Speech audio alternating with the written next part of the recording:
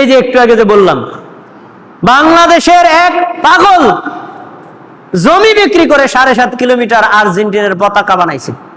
এটা আমি পাগল কম না, কি কম করা হয়? নবী তো কইছে শুকর আর বানর, আমি পাগল কইলাম, আমি তো কম কইছি? পাগল না এগুলো? তাহলে আপনি যে আর্জেন্টিনার পতাকা বানালেন, জার্মানির পতাকা বানালেন, ব্রাজিলের পতাকা জানেন, ওরা জাতীয়তা কি জানেননি? মুসলমান।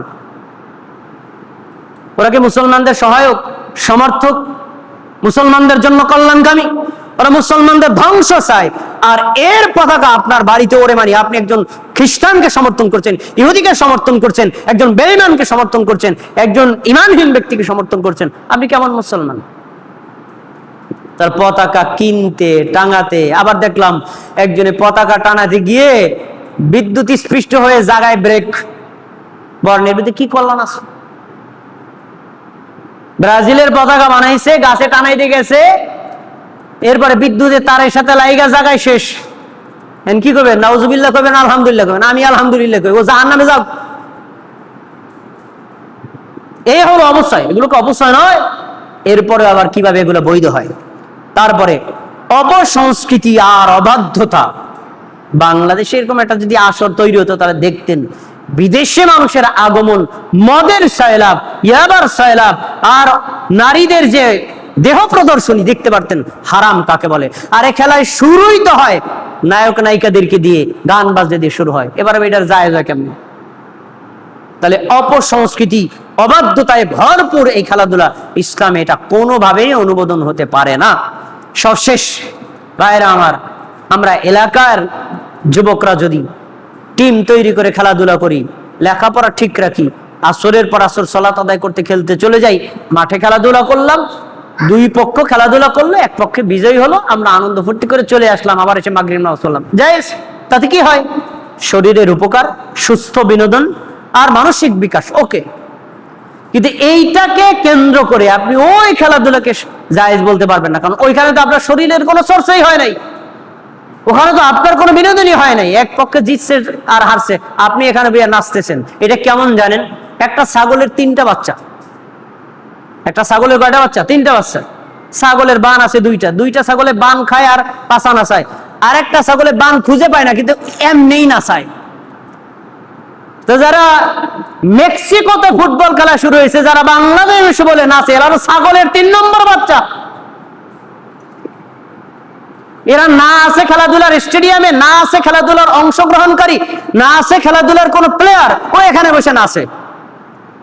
পাগল মানুষ কেমন হলে এই খেলাধুলায় মত্ত হতে পারে?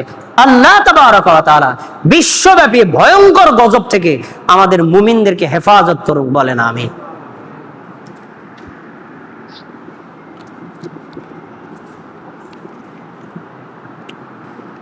إن الحمد لله نحمده ونستعينه ونستغفره ونؤمن به ونتوكل عليه ونعوذ بالله من شرور أنفسنا من يهد الله فلا مضل له ومن يضلله فلا هادي له وأشهد أن لا إله إلا الله وأشهد أن محمدا عبده ورسوله فيا أيها المسلمون قال الله تبارك وتعالى في القرآن المجيد أعوذ بالله من الشيطان الرجيم بسم الله الرحمن الرحيم إن الله وملائكته يصلون على النبي يا أيها الذين آمنوا صلوا عليه وسلموا تسليما اللهم صل على محمد وعلى آل محمد كما صليت على إبراهيم وعلى آل إبراهيم إنك حميد مجيد اللهم بارك على محمد وعلى آل محمد كما باركت على إبراهيم وعلى آل إبراهيم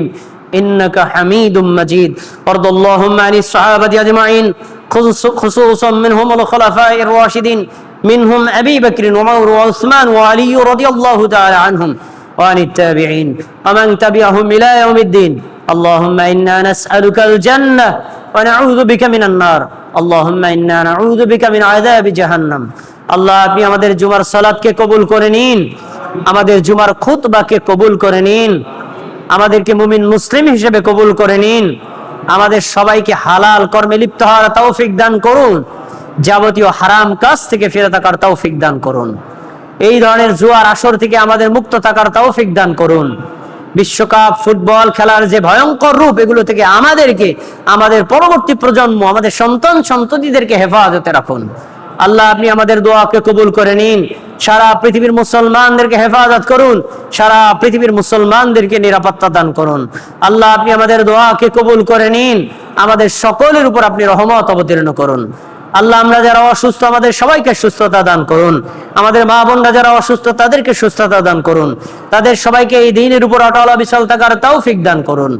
আমাদের মুসল্লিদের মধ্যে 2 জন অসুস্থ, দোয়া চেয়েছেন, আল্লাহ তাআলা তাদের সবাইকে দ্রুত সুস্থতা দান করুন। আল্লাহ, আপনি আমাদের দোয়া কবুল করে নিন। আমাদের মধ্যে যারা কবরবাসী, তাদের সকলের কবরের আযাব মাফ করে দিন। তাদের সবাইকে জান্নাতুল ফেরদাউস দান করুন। আল্লাহ, আপনি আমাদের দোয়াকে কবুল করে নিন। বাইতুল আমান সালাফি জামে মসজিদকে কবুল করে নিন। এই মসজিদে যারা মুসল্লি, মসজিদেরা যারা দান সাদকা করে, তাদের সকলের দান সাদকাকে কবুল করে নিন।